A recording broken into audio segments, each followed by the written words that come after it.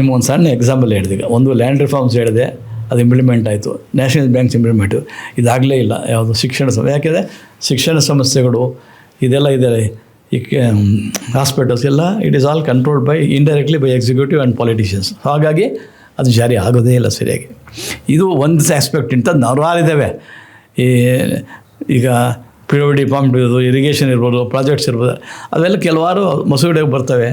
ಬಂದಾಗ ನಾವು ಸರಿಯಾಗಿ ಅಧ್ಯಯನ ಮಾಡಿ ಅದು ಚರ್ಚೆ ಮಾಡಿ ಸರ್ಕಾರಕ್ಕೆ ಮನದಟ್ಟು ಮಾಡಿ ಒತ್ತಾಯ ಮಾಡಿ ಮಾಡಬೇಕು. ಇಂಥದ್ದೆಲ್ಲ ಮಾಡ್ತಿದ್ದು ಹಿಂದೆ ಯಾರು ಅಂದರೆ TR ಶಾಮಣ್ಣ, MS ಕೃಷ್ಣನು, ವಾಟಾಳ್ ನಾರಾಜು, ಇಂಥ ಗೋವಿಂದ ಪೇಟ ಭಾಳ ಮೇಧಾವಿಗಳಿದ್ದು.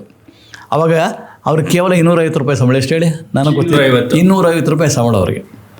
ಈಗಿಂತ ಲಕ್ಷಾಂತರ ಬರ್ತಾರೆ. 250 ರೂಪಾಯಿ ತೊಗೊಂಡ್ರು ಸಹ ಅವರು ಅದಕ್ಕೆ ತಕ್ಕಾಗೆ ಕೆಲಸ ಮಾಡ್ತಾಯಿದ್ರು.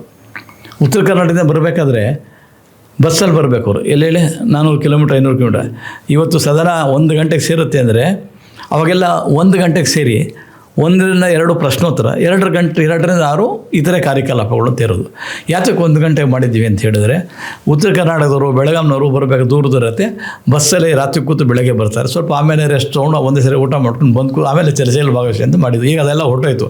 ಹೊರಟಾಗಿ ಈಗ 11 ಗಂಟೆಯಿಂದ 6 ಗಂಟೆ ಅಂತ ಮಾಡಿಬಿಟ್ಟಿದ್ದೀವಿ.